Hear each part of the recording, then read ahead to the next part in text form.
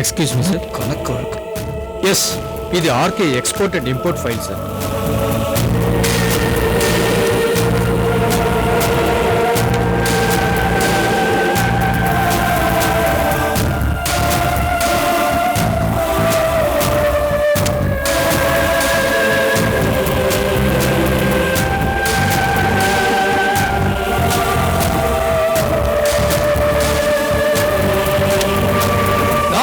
Security announce பண்ணி யாருக்கோ கொடுத்திருக்கீங்க. What is this?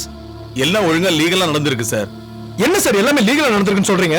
Excuse me sir. S, இத பாருங்க சார். இதுல மட்டும் என்ன சரியா இருக்க போகுது?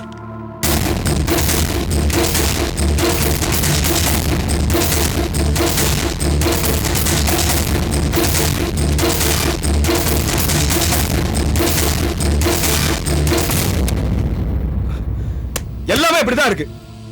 என்ன சார் இது? எந்த ஃபைல் ஓபன் பண்ணாலும் எல்லாமே தப்பு தப்பா இருக்கு. நீங்களா எதுக்கு சார் இருக்கீங்க? அபிராமி மேடமே சொல்லும்போது நாங்கெல்லாம் எப்படி சார் இன்டர்ஃபியர் பண்ணோம் சார்? அதுக்கப்புறம் போஸ்டிங் உங்களுக்கு எதுக்கு சார் கொடுத்திருக்கு? சார் அவங்க தான் தப்பு பண்ணா அவங்க தான் தப்பு பண்ணா அப்புறம் நீங்க எதுக்கு இருக்கீங்க? ப்ளீஸ் ப்ளீஸ், நீங்க எங்க மேல கோவப்பட்டு ஒரு பிரயோஜனம் இல்ல சார். சார் என்ன சார் இது? இந்த மாதிரி நடந்ததுக்கு நாங்க பொறுப்பு இல்ல சார். சார் அப்படி பொறுப்பு இல்ல நீங்க சொல்லிட்டு போக முடியாது சார். இவ்வளவு பெரிய கம்பெனில ஒவ்வொரு இண்டிவிஜுவலுக்கும் தனி ரெஸ்பான்சிபிலிட்டிஸ் இருக்குல்ல சார். சார் நாங்க ஒத்துக்கறோம் சார். எல்லாருக்கும் தெரிஞ்சுதான் நடக்குது. எல்லாம் தெரிஞ்ச உடனே நீங்க எனக்கு இன்டிமேட் பண்ணணும்ல சார். நீங்க என்ன பண்ணிட்டு இருந்தீங்க? இல்ல சார். சார் எல்லாமே லீகலா பண்ணிருக்காங்க சார். எதுவும் உங்களுக்கு தெரியாம சார் நாங்க எங்க டியூட்டியை கரெக்ட்டா தான் பண்ணிருக்கோம். இதுக்கெல்லாம் காரணம் அபிராமி மேடம். நீங்க எதுக்கு கேக்குறீங்க? அவங்களே கேளுங்க. எங்களை Will you all stop it? மொத்த நிர்வாகத்தை அவ கண்ட்ரோலுக்கு கொண்டு வந்துட்டா. மோசக்காரி. அவளை சும்மா விடக்கூடாது.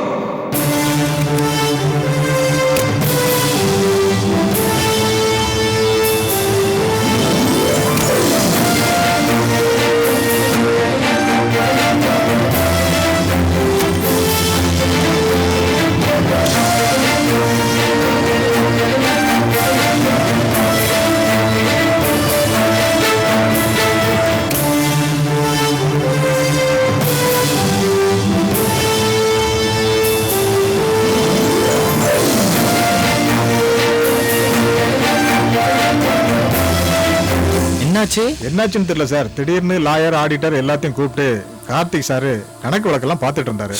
Okay okay.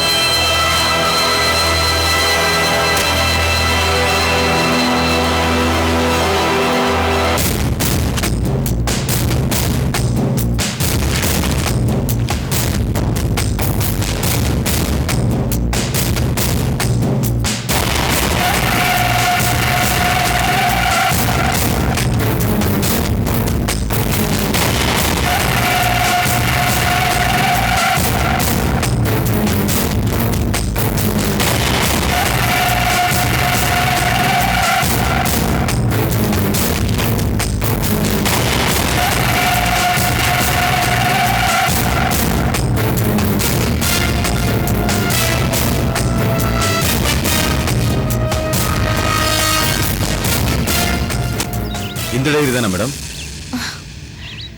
இதேதான். தேங்க்ஸ். தேங்க்ஸ் எங்களுக்கு சொல்லாதீங்க. ஃபோன் பண்ணி சார் கிட்ட சொல்லுங்க. சரி நாங்க வரோம். ஒரு நிமிஷம்.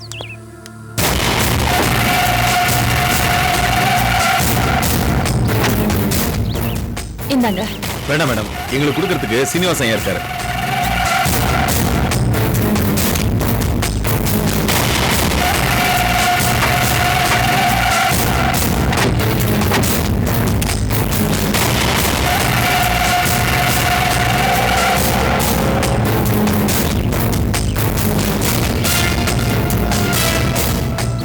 இதை வச்சுக்கிட்டு தானே என்ன இவ்ளோ மிரட்டினீங்க?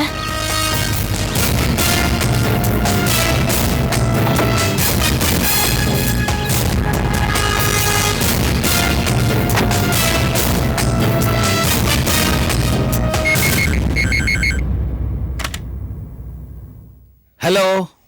தேங்க்ஸ். சம்பந்தி, டைரி கிடைச்சிச்சா? ம். டைரி அர்ஜுன் வீட்டில் இருக்கு நீங்க பயத்தோட சொன்னதுக்கு அப்புறம் நான் எப்படி சும்மா இருக்க முடியும்? அதான் பசங்களை அனுப்பிச்சு சூட்டோட சூடா காரியத்தை முடிச்சிட்டேன். உங்களுக்கு எப்படி நன்றி சொல்றதுன்னு தெரியல. அதெல்லாம் இருக்கட்டும், முதல்ல ஆதாரத்தை உரு தெரியாம அழிச்சிருங்க. அழிச்சிடுறேன்.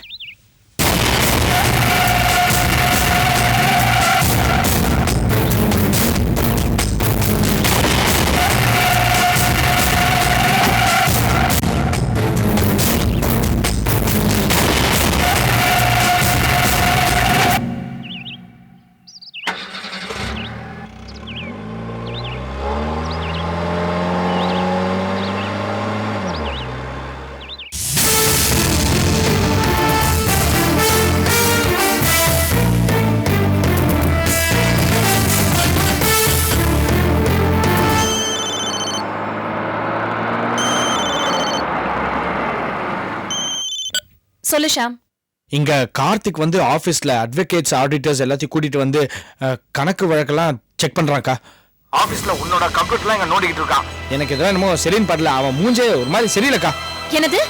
ஆமாக்கா, இது அவனுக்கு என்னமோ நம்ம மேல சந்தேகம் வந்துருச்சுக்கா. அவன் ரியாக்ஷனே சரியில்லைக்கா. ஆனா ஒண்ணு இதெல்லாம் நல்லதுக்கு இல்ல, அவ்வளவுதான். சரி, நீ விடு, நான் பாத்துக்கிறேன். என்ன அனிதா இப்படி பண்ணிட்ட? எனக்கு என்னங்க தெரியும்? ஸ்வாதி தான் போன் எடுத்தான்னு நினைச்சு நான் எல்லாத்தையும் சொல்லிட்டேன். ஆனா ஸ்வாதி சொன்னதுக்கு அப்புறம் தானே விஷயமே தெரியுது. எவ்வளவு முக்கியமான ஆதாரம் இந்த ராட்சசி கையில கிடைச்சிருச்சு. அவளை சும்மா விடக்கூடாதுங்க. ஆமா அர்ஜுன், உன் மாமா வர வரைக்கும் வெயிட் பண்ணா அவ என்ன பண்ணுவானே தெரியாது.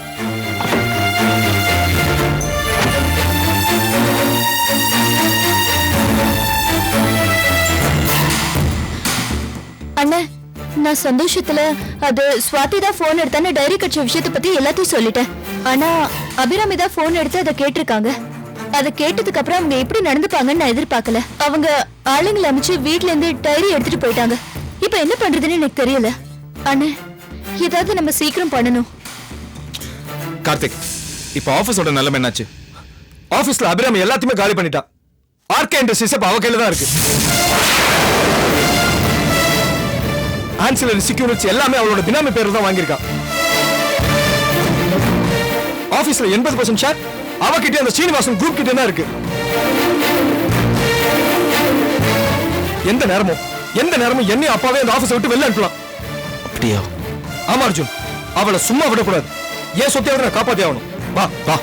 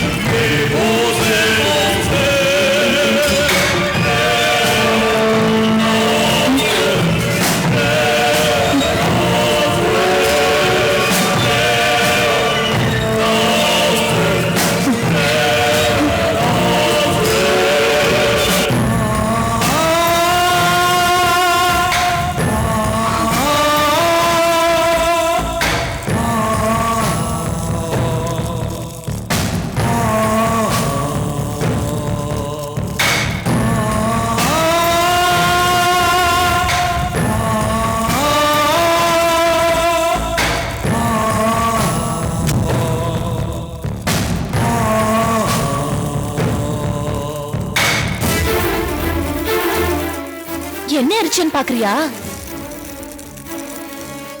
எனக்கு எதிர ஆதாரமா இருந்த டைரி. ராஜு எழுதின டைரி.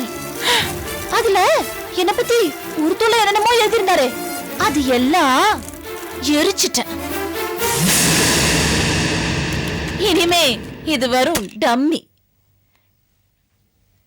எனக்கு எதிரா ஒரு துரும்பு கூட ஆதாரமா இருக்க கூடாது. அதான் எரிச்சிட்டேன்.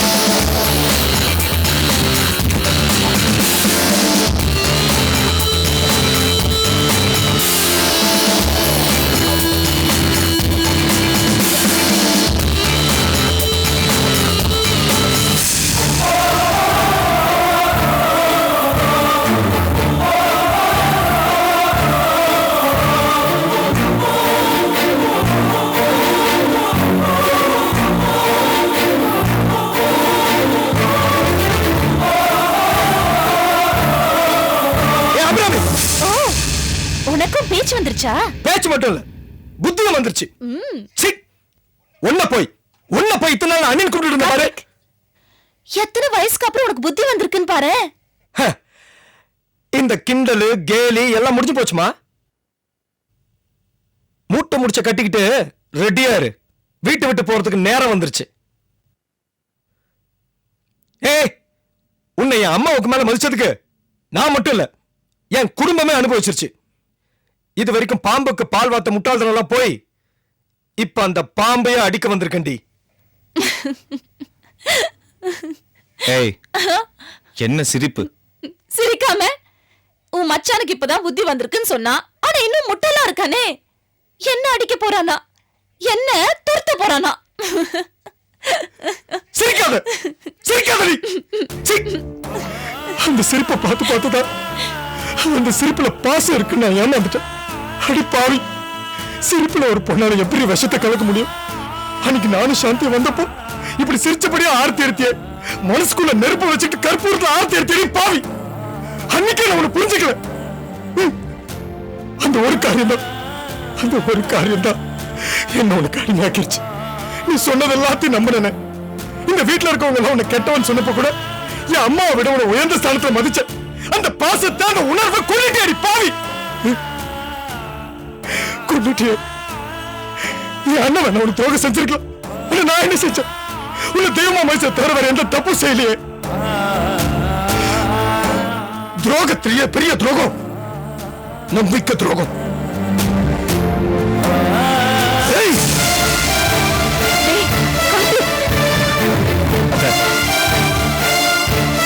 நிச்சயமா நீ நல்லா இருக்க மாட்டேன். உன்னை நல்லா இருக்கவும் விட மாட்டேன்.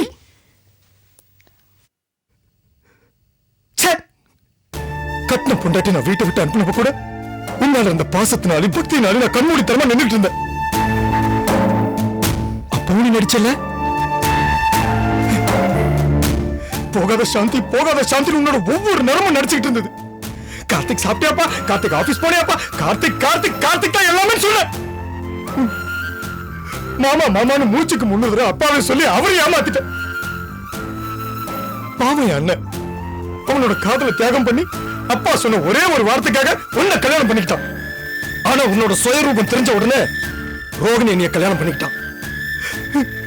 உங்களுக்கு எல்லாம் எப்போ புத்தி வந்ததுமா? ஆனா எனக்கு இப்பதானே வந்தது. எனக்கு இப்பதானே புத்தி வந்தது. ஏய், நீ எல்லாம் மனுஷியாடி இல்ல ராட்சசி. நீ ராட்சசிடி.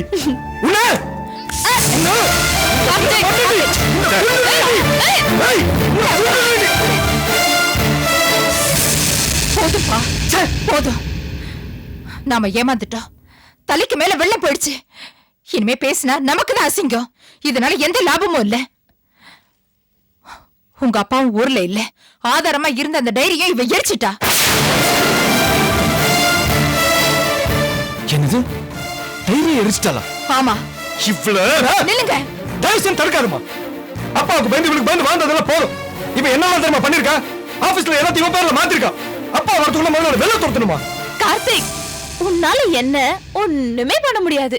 ஏன் தங்கச்சிங்களுக்கு எழுதுனது போக அண்ணன் சொத்தெல்லாம் பறிச்சுட்டியே, அந்த தைரியத்துல பேசுறியா? அதை எப்படி வாங்கணும்னு எனக்கு தெரியும். சபாஷ், உங்க அண்ணன் பங்க வாங்கிடுவ. ஆனா உன் பங்க எப்படி வாங்குவ?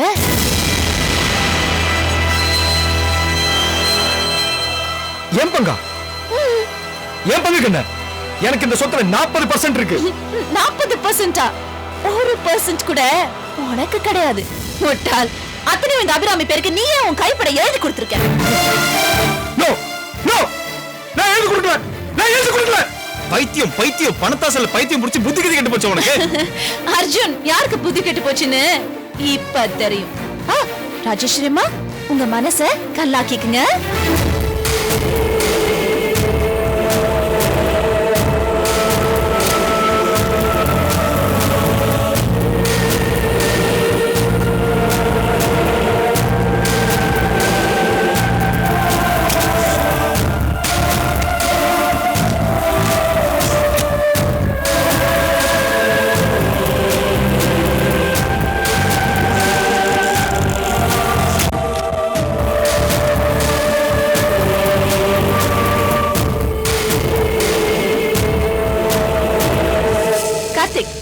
இந்தா உன் முட்டாள்தனத்துக்கான ஆதாரம். படி. சட்டப்பூர்வமா உனக்கு சொத்துல 40% பங்கு இருக்குன்னு சொன்னியே, படி, நல்லா படி. படிச்சு நீயே சொல்லு உனக்கு எவ்வளவு பங்கு இருக்குன்னு. இந்தா புடிடா.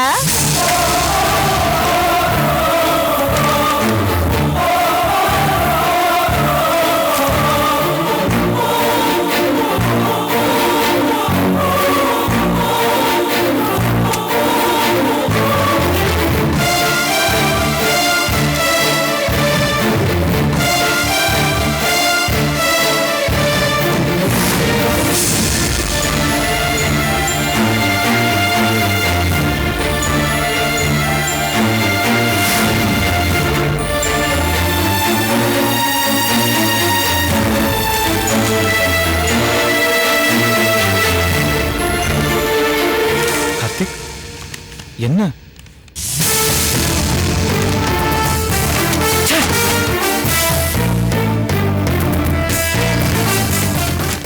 என்ன கார்த்திக் இது? உன் சொத்தெல்லாம் நீ அவ பேருக்கு எழுதி வச்சிருக்க? அப்பாடா, எங்க மாமனும் மச்சானும் இது கார்த்திக் எழுதுனது இல்லைன்னு சொல்லிடுவீங்களோன்னு பார்த்தேன். பரவாயில்ல, ஜென்டில்மேன் தான்.